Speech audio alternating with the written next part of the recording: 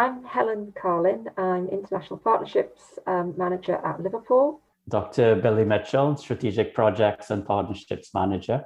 And Professor Claire Taylor, Chair of the Global Challenges Strategy Group, all from the University of Liverpool. And you're listening to Making an Impact special on the Academy's Developing Practice podcast.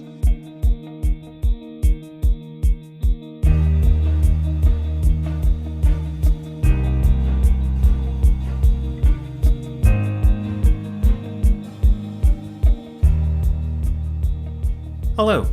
In this Making an Impact special, we looked into how to develop and strengthen international partnerships in a world with less travel currently and potentially less travel in the future. We hope you enjoy. Billy, Helen and Claire, we're really pleased to be speaking to you today as part of our Making an Impact special series. We're looking forward to speaking to you about how we can keep global connections in a world with less travel and how virtual and hybrid techniques can support international collaboration. But before we get started, it would be great to hear a little bit about your background and how you've arrived at the positions you're in today. Yeah, so I joined Liverpool back in 2016 to do support research for low and middle income countries and wider international. Before that, I was at Bradford, I was at Warwick, even further back, I was at British Council, and way back, I was an academic at Manchester Met. I've been at Liverpool since 2018 and I came as an International Partnerships Manager in the International Development Office. Primarily my role covers developing partnerships and supporting existing partnerships in India and also North America and Latin America, but other countries as well come into play sometimes. But previously I was at the School of Tropical Medicine. And there I managed a few research programs, quite a large one that was funded through the Department for International Development for about 7 years, looking at health systems in post-conflict countries. And prior to that, I've worked in Public Health Observatory and also in the NHS on kind of programme evaluation for public health initiatives. Hi everybody, so I'm Claire Taylor, I'm from the Department of Modern Languages and Cultures. So I'm a Latin Americanist, so quite interested in what Helen was just saying there about some of the projects she's been facilitating. I come from an arts and humanities background, so broadly speaking, I'm a cultural studies person. I currently hold 3 research grants with projects in Colombia. But also a few years ago, I was asked to sit on our institutional Global Challenges Strategy Group. And then about a year and a half ago, I was then asked to chair the group. So I've been chairing it since then. Great. I mean, we've got a real wide range of guests with us today, doing all sorts of different disciplines. But our conversation today is about international partnerships.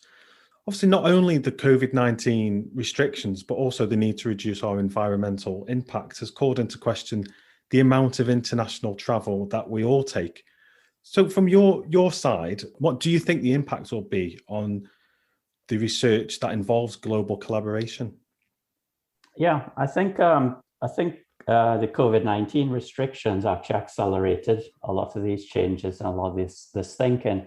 Arguably, it's stuff we should have been thinking about anyway, given the huge impact on the environment from travel. So I think the need for relationships will always be there. The need for collaboration will always be there. The need for relationships that underpin those collaborations are always going to be there. So I think what we've seen, particularly in the last year, is quite different approaches to how you develop these relationships, how you maintain these relationships. So I think it's quite an exciting sort of time, particularly because, things have just changed so quickly. People have really had to innovate and think quite differently about how they go about doing international collaboration. Well, if I can just jump in here with just thinking about what Billy was saying about accelerating, I think that's true in that I think for most researchers, they would have had some element of doing some virtual ways of working, but the COVID-19 restrictions have really forced us to rethink the way in which we work collaboratively across different countries.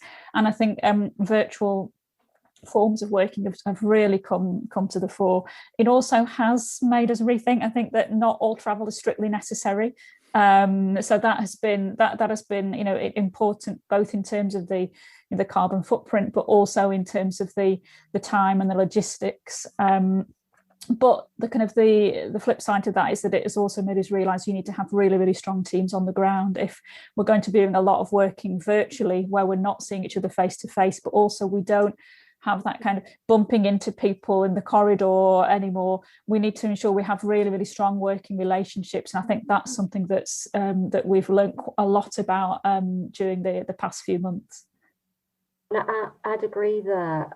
I think that there is potential to think differently about how we do some of the research, and whether we can make better use of the partnerships that we've got to do things, for example, like collecting the data in other countries rather than having to travel. How can we do that by working with our partners who are already in country? What can we do there in terms of supporting them, training or skills development that we might want to do, but also greater use of technology as well. I think for some of our facilities that we've got in Liverpool, that there's a kind of an increasing ability to be able to use them from a distance, particularly through the use of things like AI and robotics. And if we can think more about how we can do that so that people can access the equipment and the facilities that we have here without necessarily having to travel. But I don't think it's about getting rid of the travel completely. It's about making better use of it. Sometimes taking a short trip isn't necessarily the best way of getting the most for your money or the most for the carbon. But if you make the trips longer and there's an element there of training or upskilling people so that you leave something behind, that might give us more value for money, in the longer term. Yeah, that's really interesting there. So before the pandemic, how much time were you spending on these trips? And just out of interest, I mean, were you going on multiple trips per year? I think for most academics would probably say yes, of all sorts of different types of trips. So maybe to conferences where perhaps you might be speaking for 20 minutes, but have travelled for a day to get there. But also something that Helen was just suggesting there, maybe kind of longer trips, which might be things like field work, or indeed skills training, which need a kind of a longer period in country. So I think prior to the pandemic, it was the norm that everybody should travel to an event which would be face to face. It was. I think I can probably count on the fingers of one hand the amount of times I've seen prior to the pandemic a conference advertised as being either hybrid or entirely online.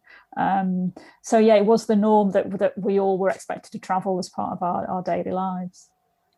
I want to pick up on what Claire said, about the conferences and the face-to-face and the hybrid, because I think one interesting thing with these events, particularly with not so much the hybrid, but the move to virtual, is that democratizing in terms of participation. Suddenly some of the barriers around time and distance start coming down quite a bit. It's not to say that other barriers don't come up, like a digital divide barrier, because of course you need to have good internet access. I think we're probably all familiar with that horrible flickering that happens when you realize somebody in the rest of the house has started streaming something. So I think other things come up, but it does really open up participation, maybe to people who just wouldn't have had that opportunity to take part in these types of events and these types of conversations.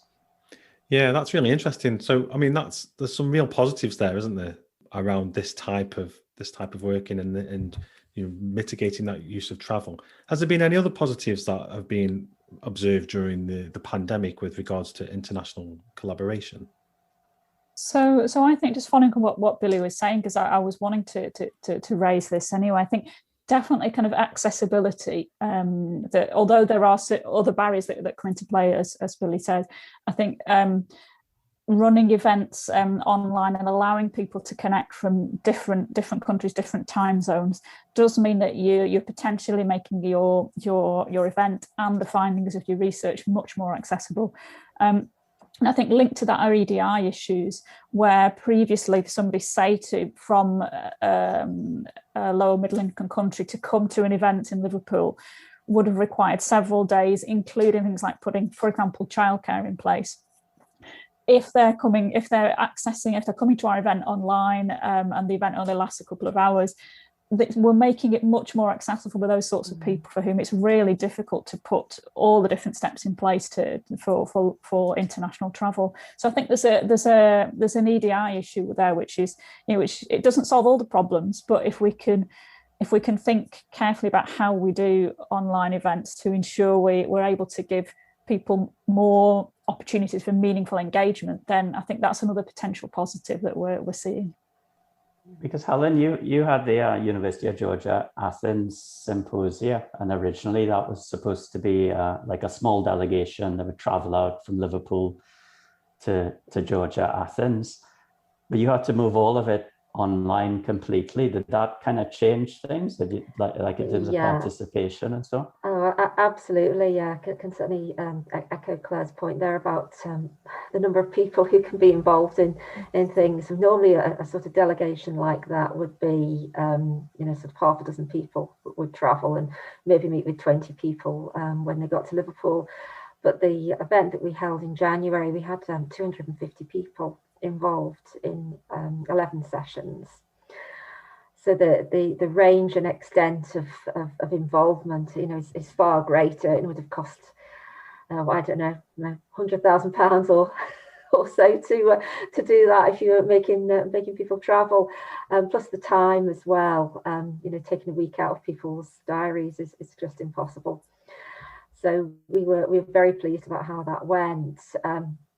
I think there are challenges in terms of the kind of the informal connectivity that you might get through a conference. It can be difficult to create that online, but I think if you can make use of the breakout rooms, and you can give quite a lot of thought beforehand into who you put into what rooms, so that you get people who are going to have something in common together.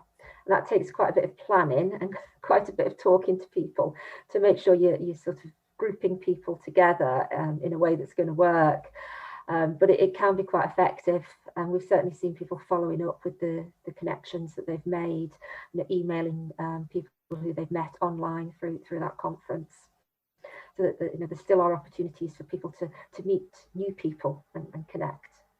I find like with the virtual events, you almost need to overplan some of these events, because I think when you, like for us, when traditionally we'll have done a face-to-face event, you almost don't need to think quite as much, because a lot of it happens almost instinctively. But as soon as we moved to virtual, we suddenly had to really plan it out. We had to use things like a storyboard to understand the timing of events and so on. And then the really difficult thing became ensuring that you didn't overplan it, because you need flexibility, because you're dealing with real people, things take different turns. So we found like it's a combination of really structuring, and it's like you said, you have to kind of think about it quite carefully, you have to plan it out, but also allow a lot of flexibility in there at the same time. So that's what I think what I meant when I said it's kind of quite exciting, because you're almost like using a different medium, and you have to kind of think through what's all this different stuff you could do with it. What's it not that great for? What's it actually allowing me to do that I hadn't really even thought about doing before that anyway. So that's my positive spin on it anyway. Brilliant. Great. I think it's really interesting hearing you talk, because even though I'm in a completely different discipline, you're describing very similar patterns to what's happened with my work. So pre-COVID, I did everything face-to-face. And then in the middle of the pandemic, we moved everything online, which is what you're describing. And now I'm just starting to explore, as I know you are, this kind of idea of hybrid. So a bit of a mix. So your session at Making an Impact 2021 discusses how hybrid approaches can help support international collaboration. Could you expand on what you mean by hybrid in this setting? Yeah. So I think those colleagues who are listening to this podcast will be very familiar with hybrid from teaching, and all the huge amount of work that we've had to put into place to suddenly rethink all of our pedagogy, our teaching practice. So I think really the same principle applies to research. So it involves looking at what you'd originally planned, and then thinking through, talking through with your team, firstly, what elements work best face-to-face and which work best virtually. So what can we get sort of the best of both worlds? But parallel with that, of course, is what can we safely deliver face-to-face, and what should we definitely move online. So it's both thinking about the kind of the practicalities, which is that last point I mentioned, but also what the kind of the positives. So there will be, in fact, some elements that might work best virtually, but others that you feel work well or work best possibly face-to-face. And then related to that, in terms of research, of course, it's the methodology. So it's thinking through your research methods, which for the most part, depending on when you started your project, but are likely to have been planned prior to the pandemic. So it's thinking through how those methods, which you might have planned as face-to-face, so for example, interviews, field work in the lab, but Helen might be able to say a bit more about that, thinking through any of those, whether you could find parallel methods that are virtual ones. I guess some of it is kind of knowing in advance that you're going to be thinking about that mix of virtual and face-to-face. That for me is what hybrid is really about. It's not saying we're doing face-to-face and if we run into trouble, we've got this kind of fallback position. So some of the advice I've been given to some of our researchers is to say, don't plan on the basis of face-to-face as being the number one solution. Think of both things being possible and think of that right from the start. Because if you do run into further restrictions or you find people somehow can't travel to make a particular event, you can deliver it in a different way. It's just kind of thinking about it right from the start in a different, the different potential and different techniques you could use. That for me is really what's kind of powerful about that concept, a hybrid. I think just to add, in our sort of area around partnerships, where we're looking at how we can kind of create connectivity and encourage connectivity between people. We're trying to develop these kind of hybrid models of fellowships where students can work with staff in Liverpool and vice versa, or our students can work with partners. But traditionally, we've done that through travel and mobility grants. So now we're looking at whether we can do that virtually. So things like mentoring and joining events and courses that might be running in Liverpool and with partner institutions, doing that online. And then considering the physical travel as something that might happen further down the line to kind of augment that experience. So the kind of the first experience is virtual and you get the relationships going. And then when there's a real purpose to travel, then that can be an extra that's added on further down the line. It's kind of changing things round. So it's not sort of travel is the number one priority. Travel is kind of the secondary extra bonus, if you like, after you've done the virtual. I'm just interested in the that point about students, and I was just going to ask whether there is a bit of a generation gap in terms of sort of embracing hybrid and virtual, or do you think everybody is facing this challenge, or do you think a younger generation are actually kind of much happier with that sort of approach? It's just a general question. I didn't have the answer to that. I think just from some of the things that I'm hearing about students and their willingness to get involved in collaborative online activities, that there's sort of two that I'm aware of at the moment. One is with the University of Georgia, where we are trying to bring students together from both business schools and look at a kind of a business challenge together. And there's been a very good take up there from our students in INORMS to participate in that. And also one that we've been looking at with a university in Peru around sustainability challenges, and also working with XJTLU students. And we've had no problem finding students to take part in those online activities together. And then it's a great way of bringing students, undergraduate students, you could do it postgraduate as well, together from completely different continents to work together on a particular challenge and get that kind of cultural experience and understanding of how other people may see a problem in a very different context to you without having to travel. Brilliant. Thanks, Helen. Claire, we touched on accessibility earlier, and I'd just like to sort of open that up a little bit further. Obviously, the COVID restrictions have varied across countries, and also access to technology will also vary as well. So how can we ensure a level playing field in terms of the actions that we can take? Yeah, that's a really, really important question, because we shouldn't just assume if we move everything online that means it's equally accessible to everybody. I think some of the things to think through, certainly from a kind of a research project side of things, and if you have a research grant that's funding that, one of the key things is to see if you can, via funds from travel and subsistence to things like connectivity fees for your participants. We know that the institution allows us to now process this as a potential cost on a grant, and it can really make a huge difference, particularly if we're working with low and middle income countries where we can't necessarily expect all participants from the communities that we work with to have, for example, a smartphone or reliable broadband at home. So I think definitely kind of costing that into what we're doing and not making assumptions that everybody has the same sort of kit and connectivity that we do have here in Liverpool. I think also related to that in terms of your content, making sure that where you're sharing content, that it works in a low connectivity setting, if possible. So I think that's something that's key, and also any potentially creative solutions. So to give you some examples, we were planning to do workshops that were going to be face to face, and obviously had to cancel them. We were ideally sending materials out to people. This couldn't happen, but we refigured what we were doing and asked people to see just in their daily lives what they had lying around the house, what materials could be used to approximate the sort of things that we would be doing with bits of kit in a workshop. So it's things like that. So thinking maybe through kind of both providing connectivity, but thinking through some more low-tech solutions that can help, I think, mitigate that digital divide that Billy was talking about earlier.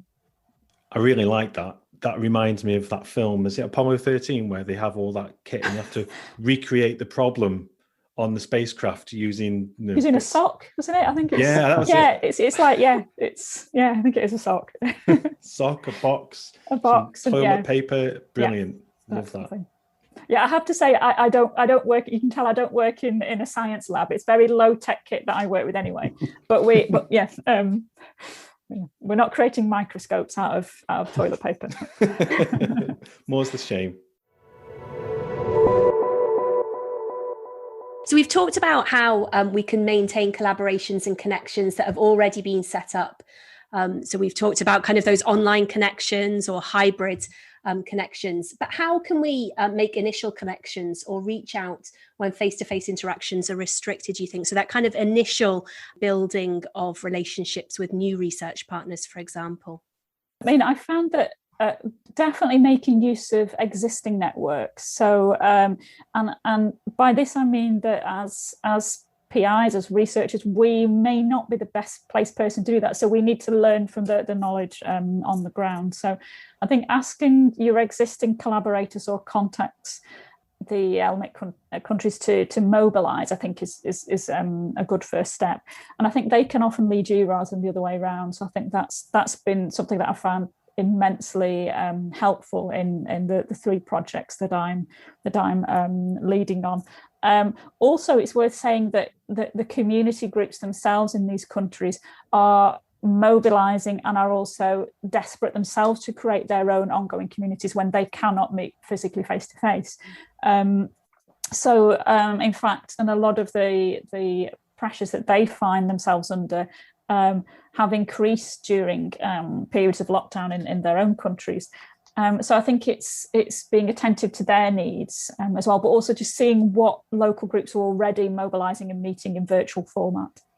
I'd like to just add to that about making use of the networks that we have in Liverpool as well. Because I mean, if you looked across the university and the collective of where people are connected to, it's probably most places in the world collectively.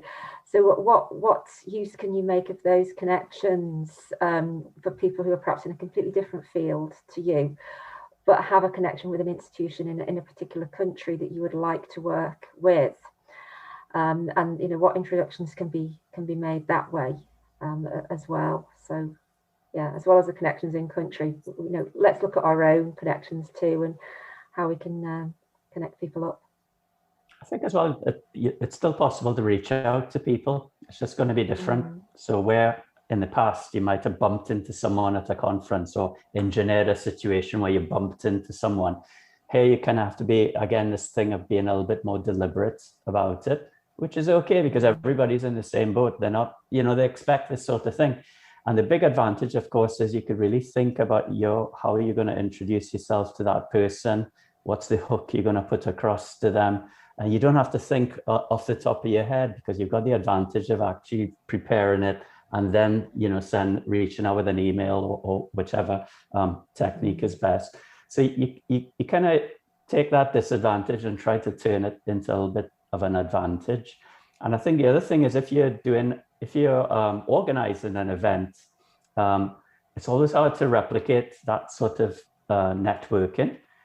But there are some simple tricks like leaving the event open after the speakers have gone, because what happens with a lot of events is as soon as the speaker stops speaking, the event is closed down. So any kind of informal networking, you shut off immediately. So if you're setting something up where you want to try to encourage that, you could either set up like a deliberate part of your event that's going to be for networking, or you could do those very kind of small things that maybe do lead to those kind of small links being made.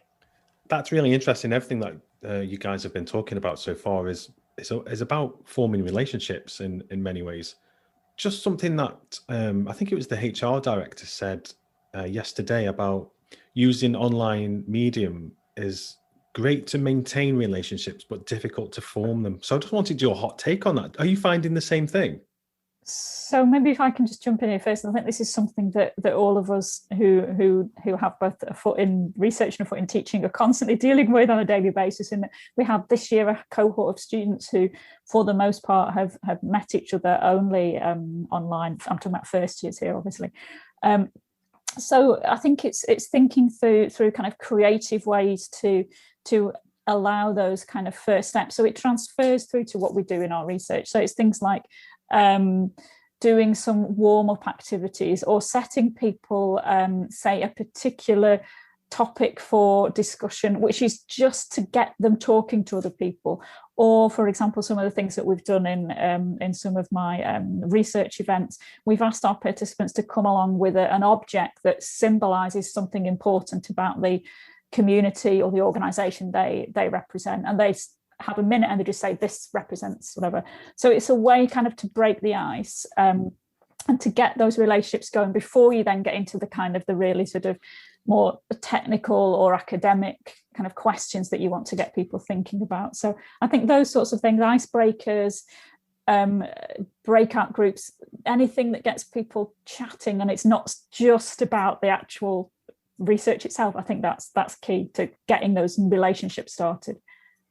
Yeah, I went to a conference the other day and the first thing they did was put us in breakout rooms and we had to hold up our mug and describe why we'd chosen that mug, which at the time it was slightly cringy, but it got us talking. And actually then when we went into breakout rooms later, that kind of, as you say, that ice had been broken in terms of it felt a lot more comfortable because I blagged something about my mug. I was just glad it was clean.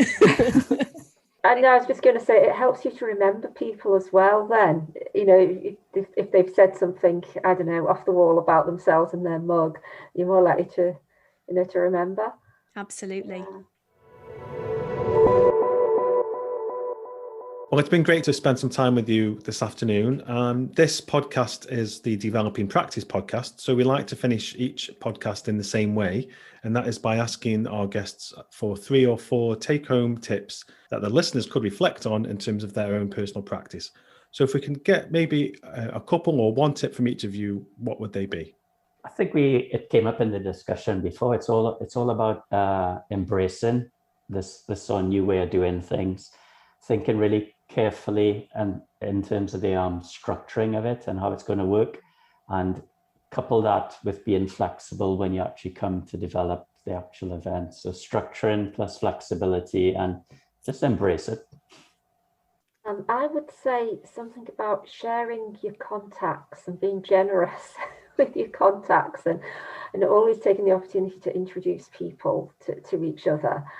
I think that's really important now when people don't have those informal opportunities for us to do that. And I think because I'm in quite a luxurious position in that respect, that you sort of work right across the university, and you can see places where you can connect people up in different parts of the world. So yeah, it's doing that wherever you can and being generous.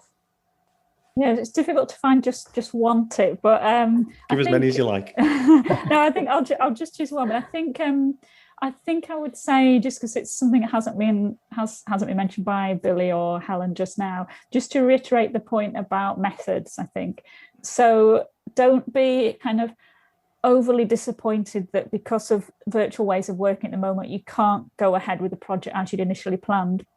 Instead, use it as an opportunity to rethink your methods and think, for example, can you run focus groups online? Would your interviews also work in a different format?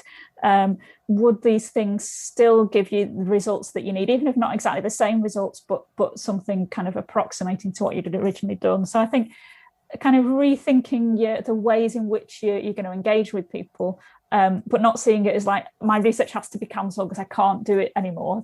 Trying to think kind of creative solutions there. Brilliant. Well, that's great. And thanks for your time, guys. It's been a pleasure to talk to you.